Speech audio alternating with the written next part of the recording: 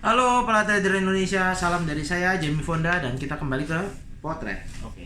Jadi di sini kita akan membahas tentang rekaman ya, ini part 2 ya.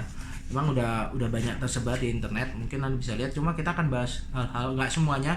Kalau Anda ingin mendengarkan fullnya bisa cari di internet ya. Itu ada banyak sekali sekarang udahan. Bahkan sebenarnya ada patikanya yang sampai dia ngaku itu. Nah, si Pak putranya kemudian.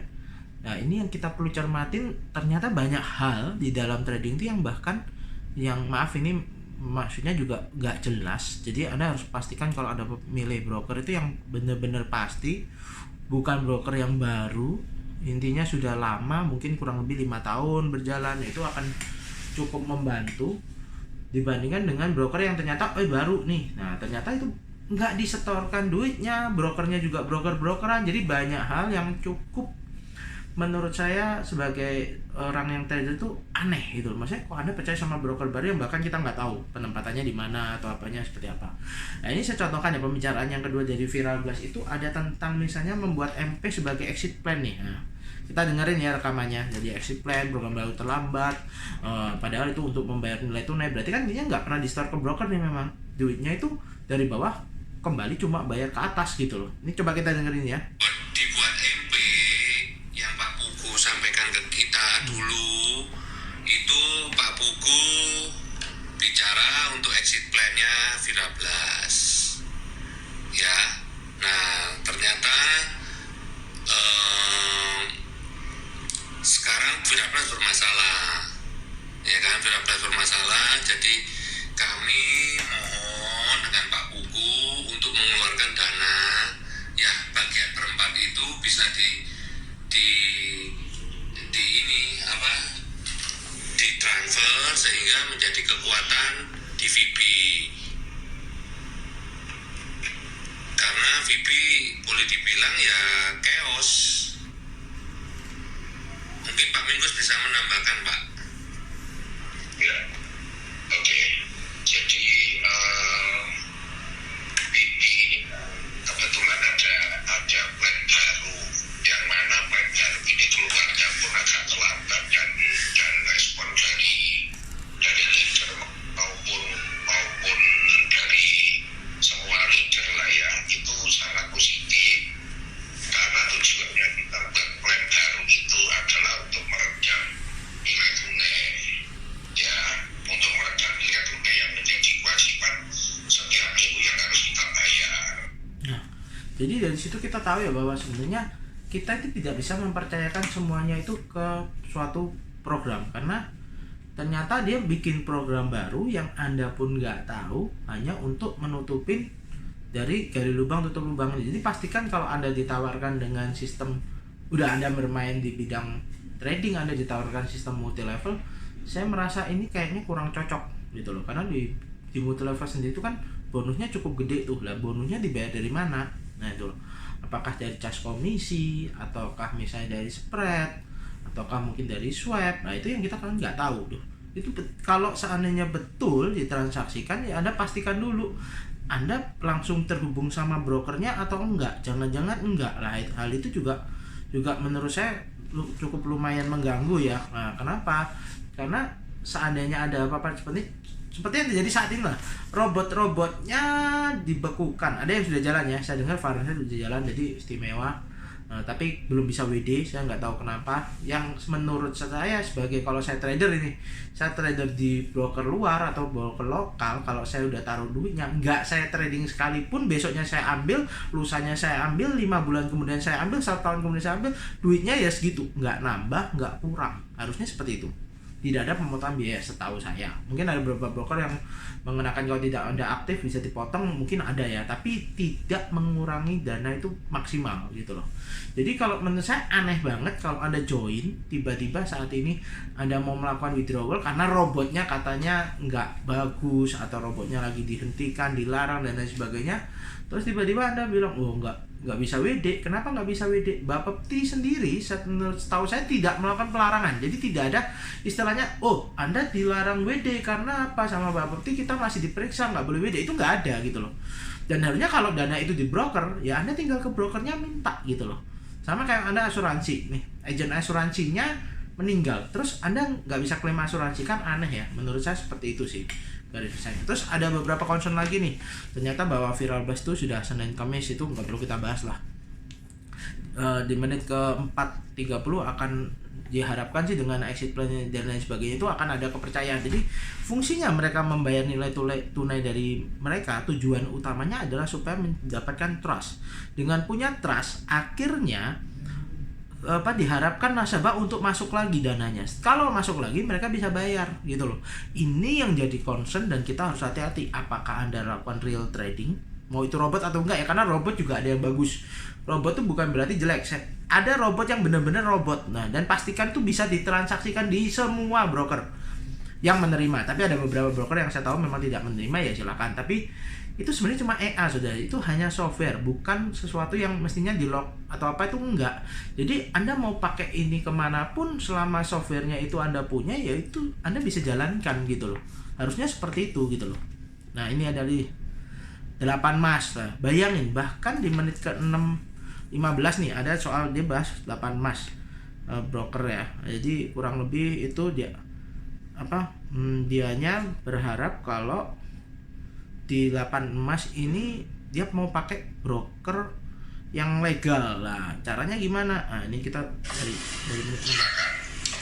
Nah, mungkin saya nambahin Pak Minggus. Jadi gini, langkah yang kemarin Sampai kita skor meeting 16M di tuh modalnya. 8 Mas itu ya Pak Andrew. Nah, itu saya Pak Minggus sudah store juga, ya kan, senilai 4M. Pak Minggus 4M, kemudian Pak Yuda 4M, Pak Buku 4M baru masuk tadi sore, ya. Nah, hasil dari 16M ini untuk minggu ini, ya, untuk minggu ini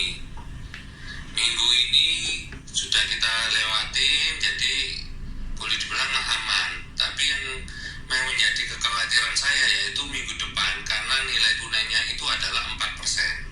Sedangkan pertumbuhan investor dan lain sebagainya satu hari itu tidak mencapai, ya karena di VP ini sekarang performanya turun, kemudian banyak istilahnya digempur sana sini dan lain sebagainya.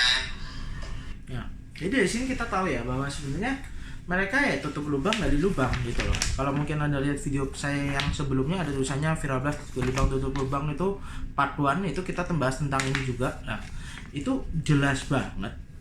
Basically mau itu Anda pakai yang legal pun bisa di UTT. Jadi kemarin saya cukup mendengar ada videonya ke Roy Sakti, cukup menarik tentang legalitas dan kualitas. Itu different ya. Banyak broker-broker legal tapi juga kualitasnya nggak bagus. Banyak sekali broker-broker luar tapi kualitasnya bagus juga. Jadi kembali lagi, tapi bukan berarti semua broker lokal jelek ya, enggak. Saya ada beberapa kenalan cukup bagus sekali, bahkan tidak pernah tidak membayar ya, jelas sekali.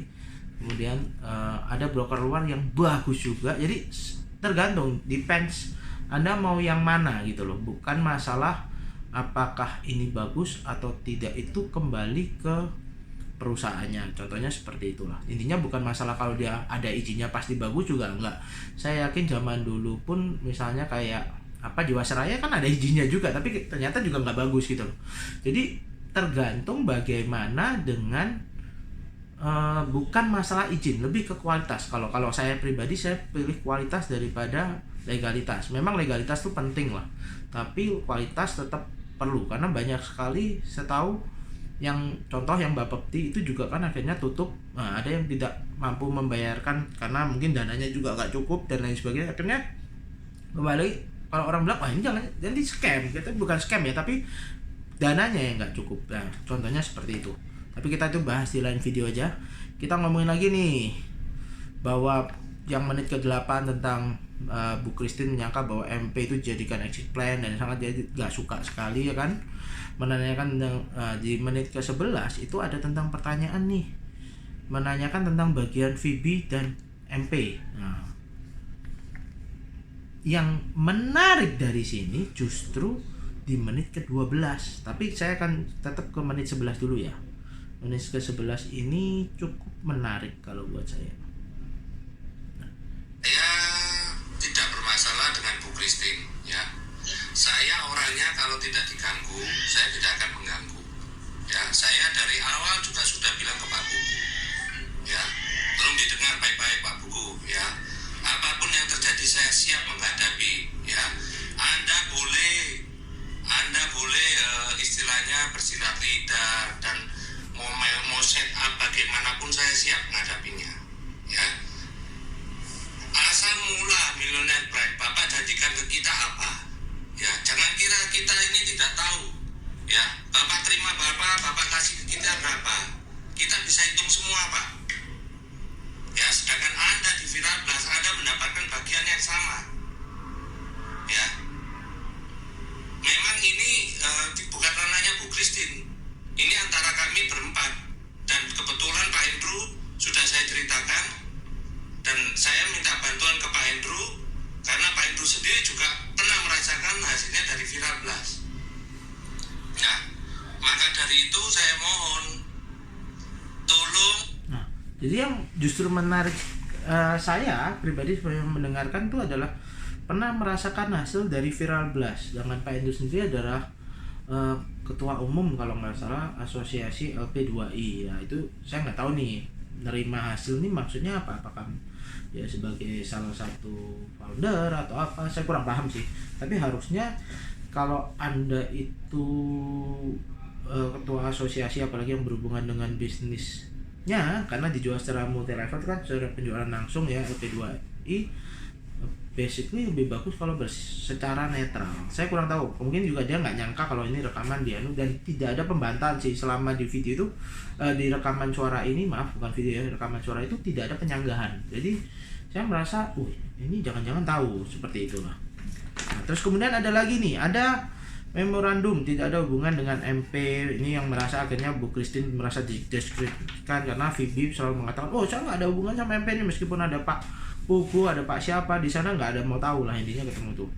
Nah, yang menarik adalah kemarahan dari Pak Putra di menit di 13.50 nih menitnya. Saya coba ya. Ntar saya atur dulu 13. Nah, kita di 13. Pak Buku dan lain sebagainya itu ada, dan Pak Buku juga ada bicara dan lain sebagainya. Pak Minggus pun Pak Minggus sudah ada buktinya di Pak Minggus Pak. Pak Minggus gini aja, kalau anda nggak bersedia, saya juga tidak masalah, ya. Saya siap sekarang ke Bareskrim, ya. Kita ketemu di Bareskrim semuanya, saya akan bongkar, ya. Kalau anda semua hebat, merasa anda kebal hukum, silakan. Kalau tujuannya hanya untuk istilahnya mencelakai hidup saya, merusak saya nggak terima, ya. Saya udah ngemis berulang kali, saya ngemis sana ngemis ini, tolonglah ayo Virabla jangan sampai scam dan lain sebagainya. Saya ngemis baik-baik, tapi ngemis saya juga ada batasnya Pak. Ya, di situ mungkin Pak Putra marah karena mungkin tidak ada yang bisa membantu, seakan-akan semuanya meninggalkan. Ada yang dirasa muncul ketidakpercayaan bahwa banyak sekali mungkin dari MP dan itu ngebosin VP dan lain sebagainya. Hal seperti ini yang akhirnya dia marah sampai kita ketemu di Bareskrim aja, udah sekalian deh. Ya, tapi justru setelah foto ini saya belum tahu nih Pak Putranya yang di mana. Tapi yang ketiga sudah dari Bareskrim ya. Anda bisa lihat di video saya sebelumnya juga ya. Nah, dan di menit ke-16 itu ada pengakuan bahwa ini money game gitu loh. Istilahnya bisnis ini ada bisnis money game. Saya jujur Pak, minta maaf banget. Saya tidak bersedia karena tujuan saya untuk bisnis ini. Maaf ya Pak ya. Maaf ya Bu, semua ini bisnis ini money game Bu, ya. Saya pengusaha finansial Pak, Bapak mau ngomong apapun. Saya juga punya pengusaha, saya punya bank, ya. Iya. Ya, sorry.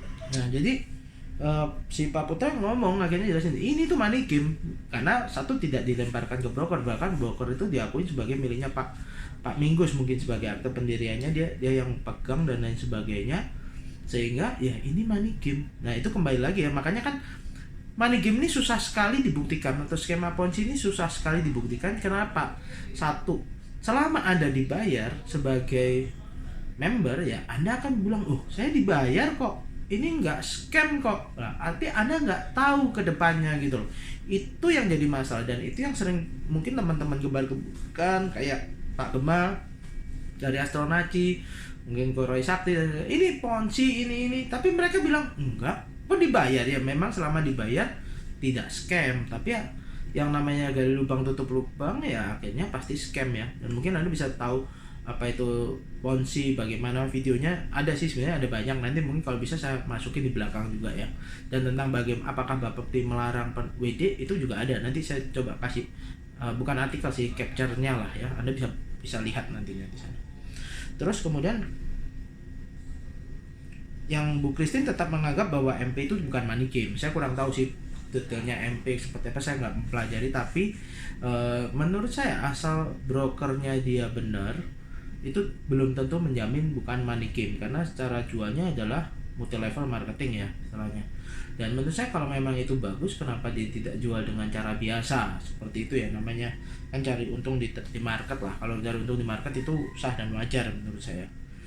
Nah, di menit ke-17 itu ada tentang, ini saya agak singkat-singkat ya biar maksudnya nggak semuanya kita bahas satu-satu, nanti takutnya bosin kalau dengerin ininya. Tapi nanti kita dengerin ini rekamannya dari ini. Nah, Bapak bisa cek, Pak. Ya kan, tapi statusnya co-founder kan, Pak. Dan ingat, Bapak, Virablas itu punya siapa, Pak? Punya Anda juga. Ya. Jangan hanya kapal tenggelam terus Anda mau pindah kapal. Terus terang ini. Loh, saya lebih, apalagi saya sudah ngempet dari kemarin. Nah, terima ayo sini. Tak tunggu di Surabaya, mau dimanapun saya parani. Ini mencakup hidup saya, Pak. Ya, Virablas jangan seperti ini exit plan-nya. Kalau seperti ini kasar. Sengaja dikeosin, habis itu ditinggalin. Seperti itu, Kak. Bapak jangan bilang itu, Pak. Nah, itu tadi pertengkaran. Jadi yang satu merasa yang satu sudah mendirikan yang lain, ada yang masuk ke MP, ada yang My Royal Queen, ada yang apa, ada yang sapi digital, ada yang apa. Anda bisa cari rekamannya lah nanti, pokoknya itu dengerin sendiri. Itu jadi dia merasa Pak Putra ini ditinggalkan gitu. Nah, itu yang harusnya juga nggak tepat. Saya mungkin kurang komunikasi juga, tapi yang pasti ini adalah bisnis money game. Otomatis ya namanya gali lubang tutup lubang, itu akan ada celahnya saudara. Jadi nggak mungkin akan pertumbuhan itu akan pesat selalu, karena begitu mencapai titik tertentu pertumbuhannya berkurang, maka tidak akan bisa bayar atas lagi. Itu yang jadi masalah. Dan kenapa seperti itu? Karena sistemnya Ponzi, otomatis kan harus bawa bayar atas. Ditambah lagi kenapa banyak sekali jenis robot-robot sekarang itu buying time. Mereka selalu bilang WD dimundurkan, karena mereka buying time. Mereka mencari strategi apa yang tepat untuk agar mereka bisa jalankan bisnis ini lagi dengan cara yang baru. Dan saya pastikan kebanyakan itu nanti sistemnya baru semua gitu loh. Nanti bahkan di akhir-akhir malah ada nama Fahrenheit yang keluar dan lain sebagainya, meskipun mungkin nggak terafiliasi ya dua perusahaan ini, cuma modelnya sama gitu loh. Cuma ya kembali lagi, selamatlah si Fahrenheit sudah bisa beroperasional, meskipun kita belum tahu nih secara WD-nya apakah nanti Maret, katanya Maret kan ya, itu Maret itu akan bagus katanya ya, kita belum tahu lah. Tapi saya akan bicara soal exit plan tentang bagaimana, kenapa mereka pindah ke cryptocurrency, dan kenapa sih kok cryptocurrency itu menurut saya justru itu berbahaya sekali. Nanti kita akan bahas di sana ya. Oke. Terus kita balik lagi menit ke-18 nih. Ini ada juga tentang karena nyawanya Virablas Senin sampai Kamis ya. Kalau nggak ada suntikan dana dan lain sebagainya ya berat, pasti scam, Pak. Nah, Sekuat. jadi intinya pasti scam. Ya iya, karena duitnya tidak ada suntikan dana baru. Kalau ada dana fresh mereka bisa bayar ya, orang akan bilang wah ini bagus, long lasting dan lain sebagainya. Karena saya pastikan tidak akan bisa mengetahui dapur suatu perusahaan kecuali Anda di dalam. Kecuali ada ownernya, ada co-foundernya ya, Anda bisa. Tapi kalau tidak ya saya pastikan tidak bisa. Seperti itu. Terus kemudian ada lebih Nah ini bahwa mengatakan kalau MP ada mengatakan tidak tahu viral blast dan sebaliknya itu sebenarnya nggak tepat juga. Jadi informasinya didisinformasikan, sesuatu yang salah itu dianggap kita gitu. ketemu di Surabaya, kita sepakat untuk kita reaktif ya, karena kita mau dukung dalam hal ini, karena yang mewakili kita Pak Pugu, kita mau dukung ya. Sebetulnya kalau kita bicara sesama satu kukurin ya, karena kenapa kita bikin surat itu, karena kita sudah diserang oleh leader-leader kita sendiri yang mana selalu dikaitkan ada Titi di sana, ada Pak Putra di sana, sehingga Pak Putra mengeluarkan surat itu yang sama sekali tidak ada istilahnya bahwa rantai tidak ada, tetapi kita sepakat waktu di Surabaya, ayo kita bermain yang cantik ya. Nah, jelas ya. Jadi mereka ini seakan-akan saling tidak kenal, padahal mereka saling support. Bahkan modal awal dari MP juga sebagian adalah dari VB. Ya itu loh. Dan mereka jelas saja ya, main cantik dan itu kan menurut saya sudah sesuatu yang tidak tepat. Nah, tapi ya kembali lagi, makanya jangan mudah tergoda dengan investasi. Pastikan dulu perusahaannya, pastikan resikonya seperti apa, karena semua bisnis itu pasti beresiko Bapak Ibu. Semua investasi Anda itu pasti beresiko. Anda berinvestasi emas dengan masa Covid ya otomatis harga turun. Anda berinvestasi kalau emas malah naik ya, terutama waktu perang. Tapi kalau rumah malah turun kan, kondisi sekarang properti cuma mungkin sudah mulai agak bangkit. Mobil juga cara nilai turun kecuali Anda gunakan untuk nilai manfaatnya ya, misalnya Anda gunakan untuk Gojek dan lain sebagainya. Jadi semua bisnis itu pasti punya yang namanya resiko. Nah, resiko ini yang Anda harus hitung, dan berapa returnnya itu yang harus Anda pastikan kalau Anda seorang investor. Oke, saling di menit 21 ada saling membantu antara VB dan MP harusnya. Nah, ini kemudian di menit 23 kembali ini suara dari Pak Andrew ya. Itu tentang usulannya dia. Jadi ini menit ke di sini deh. Ini usulan aja ya, siapapun berhak menolak ya, karena perusahaan juga bukan punya saya. Tapi kalau saya menyikapi masalah ini, mungkin saya usul kan MP udah jalan, mungkin Bu Christine bisa lihat kira-kira ada profit berapa, ini tuh bisa daftar petik diperbantukan ke Firabas ya kan. Nah, karena memang Firabas membutuhkan bantuan. Nah, ini mungkin bisa dikonsider lah sebagai solusi. Tetapi semuanya sekali lagi terserah para pemegang saham ya. Saya cuma usul aja. Kalau saya usul, gampangnya lihat aja, MP kan pasti punya rule, cara berhitung, cara bermain bagaimana amannya gitu. Kita nggak mau MP scam ya, dan saya hargai juga usaha ibu juga untuk melakukan usaha dengan baik dan benar. Nah, tetapi mungkin profitnya. Nah, jadi itu suara dari Pak Andrew sih ya. Nah, kemudian kita bahas lagi nih. Sebenarnya ada banyak sekali, mungkin akan saya singkat, nggak saya semua ya, nanti bisa cari di internet kembali lagi. Di menit 24 dia ada pengakuan bahwa kalau namanya bantu ya terserah dari MP-nya bisa keluar berapa. Mereka juga tidak merasa dirinya adalah money game. Nah, tapi sebenarnya sih kalau MP saya kurang tahu pasti. Cuma masalahnya pendanaannya berasal dari VB. Nah, seperti itu. Terus yang dan kalau biasanya digunakan untuk exit plan, kalau dia real trading, saya malah ragu apakah bisa seperti itu ya. Tapi ya nggak tahu lagi, kembali lagi kan perlu diselidiki lebih lanjut lah. Kemudian ada Pak Puguh nih, MP dicurigai dengan ada kecurangan atau tidak baik lah ya kan. Di menit 30 ada banyak ide buat perusahaan-perusahaan baru, itu ada disebutin semuanya. Mungkin kita dengarkan sedikit ya, kurang lebih di menit. Kemudian sepak terjang Pak Puguh pun juga luar biasa underground-nya. Itu banyak Bu Christine. Sebentar Pak Puguh, biar saya bicara dulu, nanti Anda bicara. Nah, saya berusaha kontrol emosi saya. Saya mengadakan minta Zoom meeting ini karena saya ingin didengarkan. Kita juga ada beberapa perusahaan yang kita buat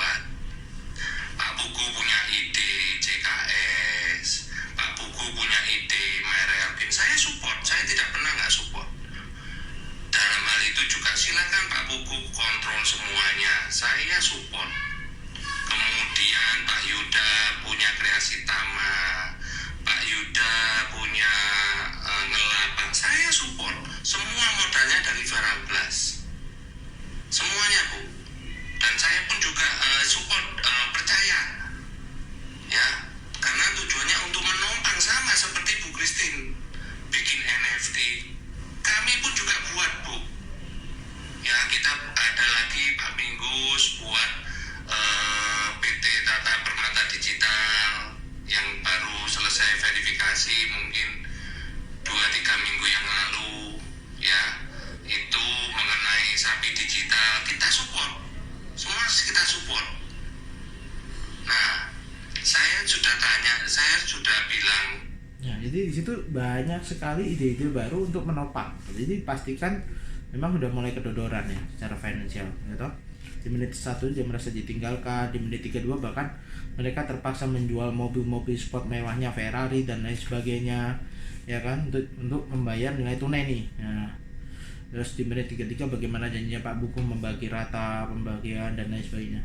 Yang menarik adalah di menit 38. Di saat itu Ibu Christine sebagai salah satu anunya MP itu dia menyatakan lokal itu pada saat dia bicara dengan Pak Gita dan lain-lain juga.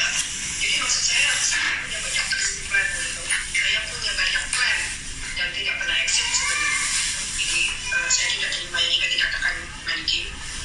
Kemudian juga proyek-proyek luar juga untuk kegiatan kayak gini juga ada. Saya juga bisa bikin sistem dan lain-lain. Jadi maksud saya tidak terima sih Pak gitu. Jadi kalau untuk masalah bantuan, saya akan bantu dengan 3%. Kali saya udah mikir-mikir gitu kemarin ketika aku ngomong sampai berkaca-kaca nadanya, Ketum juga bilang ini haknya ada di kamu. Ya mungkin kalau 3% katakanlah kami, saya bisa kasih maksimal mungkin di angka 1,5 miliar Pak. Dan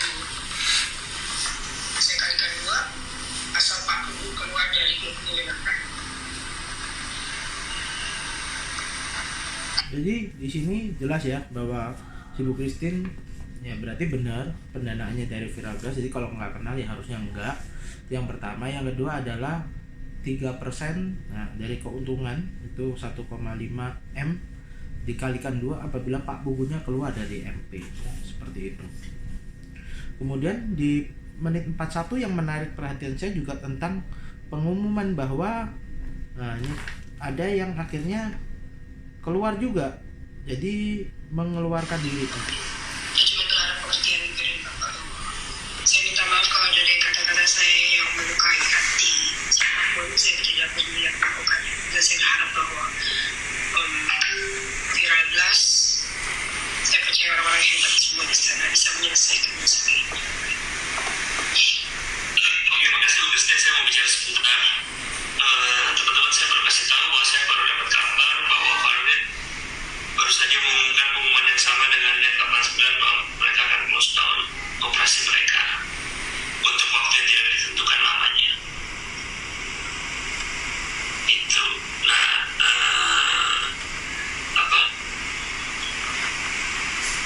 mungkin kalau lebih fairnya.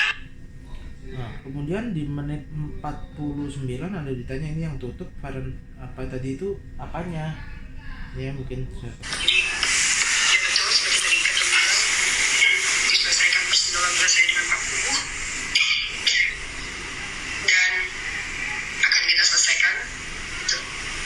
Tapi ya minta maaf Pak Minus saat ini untuk urusan ini gitu ya, saya mungkin belum bisa membantu. Sorry, itu aja sih Pak. Pak ini lagi sibuk ya Pak ini. Iya, ini benar Farid bikin pengumuman stop. Bukan yang baru acara dia Pak. Iya, ini yang bikin pengumumannya Farid-nya, bukan PT FSP-nya. Oh. Kalian support sistem ya atau ininya sih?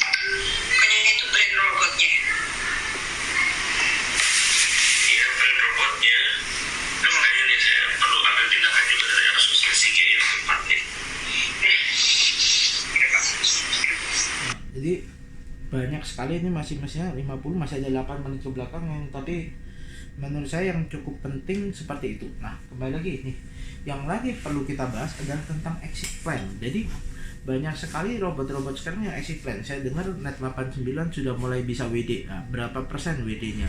Setahu saya apabila Anda benar-benar trading di robot ya, yang real ya, yang real, brokernya real, store-nya real, tradingnya real, itu setahu saya Anda mau tarik dana kapanpun itu bisa, saudara-saudara.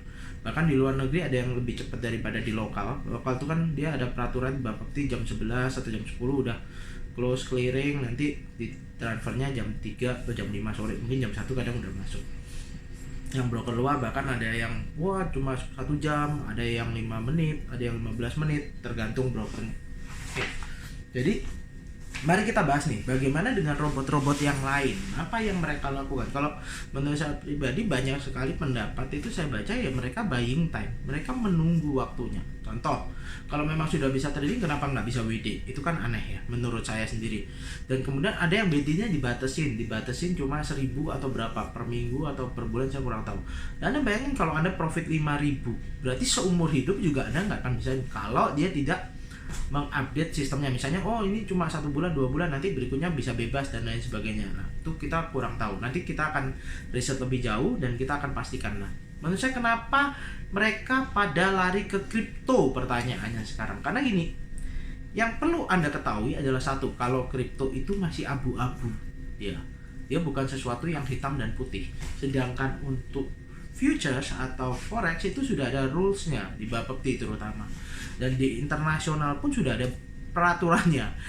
Itu adalah market OTC, sedangkan di kripto itu beda sekali.